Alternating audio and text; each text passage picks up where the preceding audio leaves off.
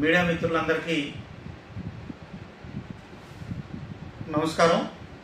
ముఖ్యంగా ఈరోజు నవతరం పార్టీ కార్యాలయం నుండి ఎన్నికల సంఘం నిర్వహిస్తూ ఉన్నటువంటి ఎస్ఐఆర్ గురించి ఒక వివరణ ఇవ్వటం కోసం మీ ముందుకు రావడం జరిగింది.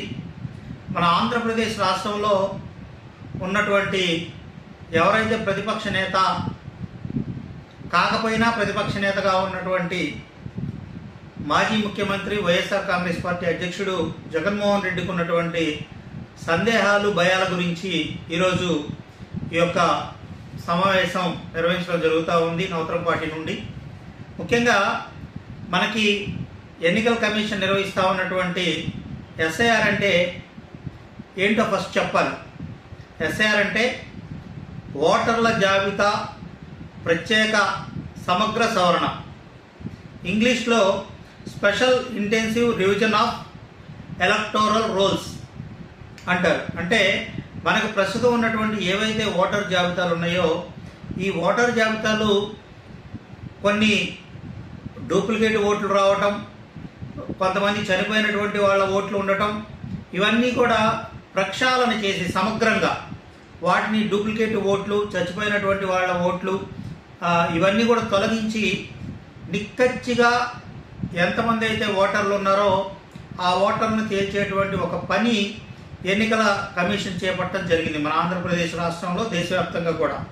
అయితే దీని మీద కొంతమంది ఈ మధ్యకాలంలో సుప్రీంకోర్టుకి వెళ్తే దాని మీద మొన్ననే ఈ నెలలోనే ఒక 2026 మేలో సుప్రీంకోర్టు ఎన్నికల కమిషన్కి అధికారం ఉంది, ఎస్ఐఆర్ నిర్వహించవచ్చు అని చెప్పి ఒక తీర్పు ఇవ్వడం జరిగింది. ఆంధ్రప్రదేశ్ రాష్ట్రంలో ఈ ఎస్ఐఆర్ అనేది జూన్ 15వ తారీఖు ఈ సంవత్సరంలో మొదలయ్యి సెప్టెంబర్ 22కి పూర్తవుతుంది. మనకి చిట్ట చివరిగా ఈ ఓటర్ల జాబితా ఏదైతే ఉందో అక్టోబర్ 1వ తారీఖుకి ఈ సంవత్సరం 2026 అక్టోబర్ 1వ తారీఖుకి ఈ సమగ్రమైనటువంటి ఈ జాబితా మొత్తం కూడా ఓటర్ లిస్ట్ అనేది రావడం జరుగుతుంది. మన ఆంధ్రప్రదేశ్ రాష్ట్రంలో మే 12వ తారీఖు నాటికి 4,16,16,061 మంది ఓటర్లు మనకు వచ్చారు. మరి అట్లాగనే ఆంధ్రప్రదేశ్ రాష్ట్రం మొత్తం మీద బూత్ లెవెల్ ఆఫీసర్లు 46,397 మంది ఉంటే రాజకీయ పార్టీలకు కూడా వీళ్ళకి సహకరించేందుకు పారదర్శకంగా ఓటర్ లిస్టు తయారు చేసేందుకు ఎన్నికల కమిషను అవకాశం ఇస్తే బిఎల్ఏలుగా రాజకీయ పార్టీల నుంచి సుమారుగా 68,868 మంది పేర్లు వాళ్ళు ప్రతిపాదించడం జరిగింది. ఇంకా ఎక్కడైనా ఇవ్వకపోతే ఇవ్వమని కూడా అన్ని రాజకీయ పార్టీలను కూడా ఎన్నికల కమిషన్ అడగడం జరుగుతూ ఉంది. ఇది ఎన్నికల కమిషన్ చేపట్టినటువంటి ఒక గొప్ప ప్రక్రియ. ఈ ప్రక్రియని మన ఆంధ్రప్రదేశ్ రాష్ట్రంలో ఉన్నటువంటి జగన్మోహన్ రెడ్డి నమ్మకపోవడం అనేది నిజంగా దురదృష్టకరమైనటువంటి విషయం.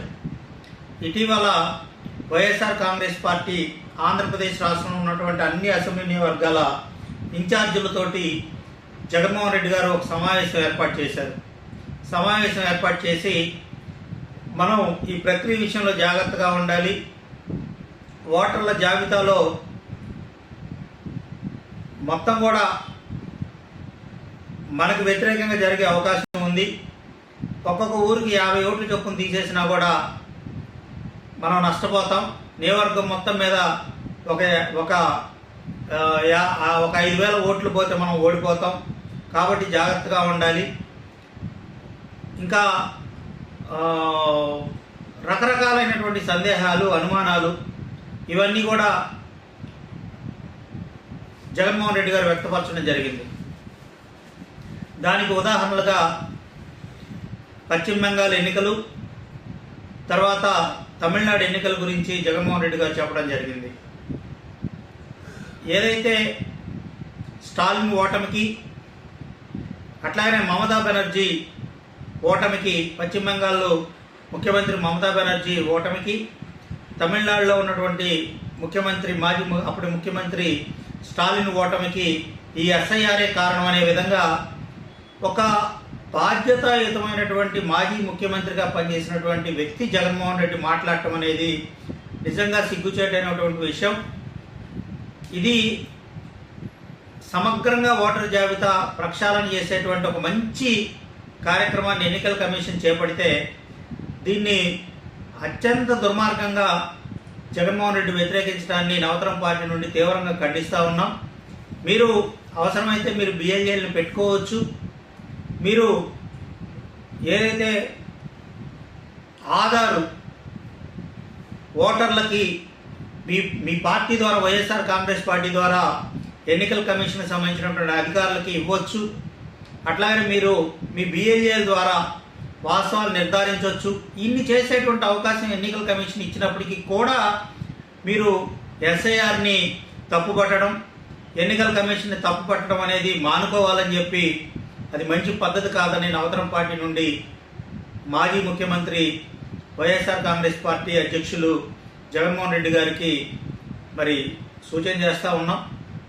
మీరు రాజ్యాంగబద్ధంగా ఉండేటువంటి ఎన్నికల కమిషన్ పట్ల మీరు ఈ విధమైనటువంటి సందేహాలు వెలిబుచ్చడం అనేది మీ యొక్క అవగాహన రాహిత్యానికి అద్దం పడతా ఉందని చెప్పి కూడా ఈ సందర్భంగా తెలియజేస్తూ, మరి ఏదైతే ఎన్నికల కమిషన్ ఉందో కేంద్ర ఎన్నికల సంఘం కానీ రాష్ట్ర ఎన్నికల కమిషన్ కానీ వీళ్ళందరికీ కూడా నవతరం పార్టీ నుండి ఎస్ఐఆర్ చేపట్టినందుకు మనస్ఫూర్తిగా హృదయపూర్వకంగా ధన్యవాదాలు తెలియజేస్తూ సెలవు తీసుకుంటా ఉన్నా. మీ రావు సుబ్రహ్మణ్యం.